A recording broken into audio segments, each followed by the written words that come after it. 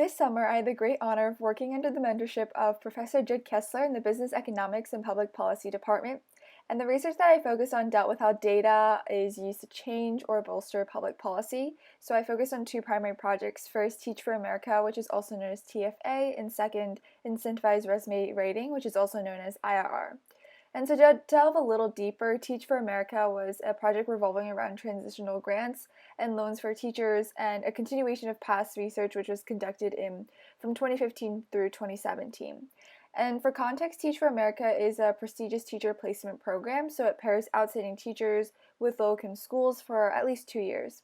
And prior research conducted by Professor Kessler showed that while most applicants didn't respond to a marginal $600 of grants or loans, an additional $600 in loans, $600 in grants, and $1,200 in grants increased the likelihood of a participant joining, which signaled a liquidity mechanism.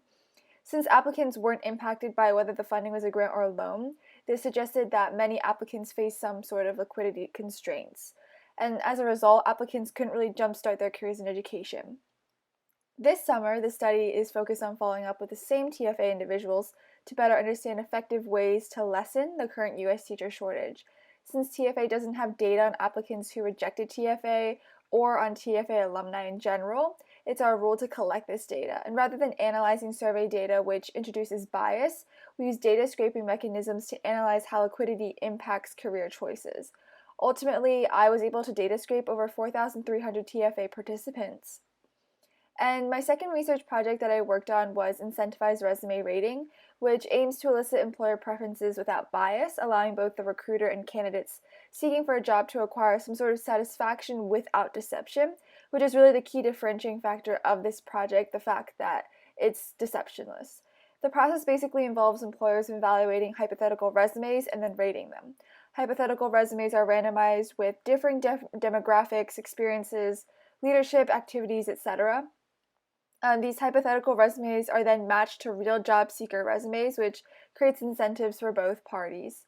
This summer, I focus on conducting literature reviews on topics across the industry, ranging from IRR applications in the venture capital industry to how IRR is being used to understand benefits of obesity in low-income countries. And simultaneously, I was involved with building a new tool for IRR focused on analyzing whether recruiters can accurately identify candidate demographics based upon leadership and activities in the resume without seeing the candidate's name. This process involved data scraping 664 resumes, identifying and analyzing initial data.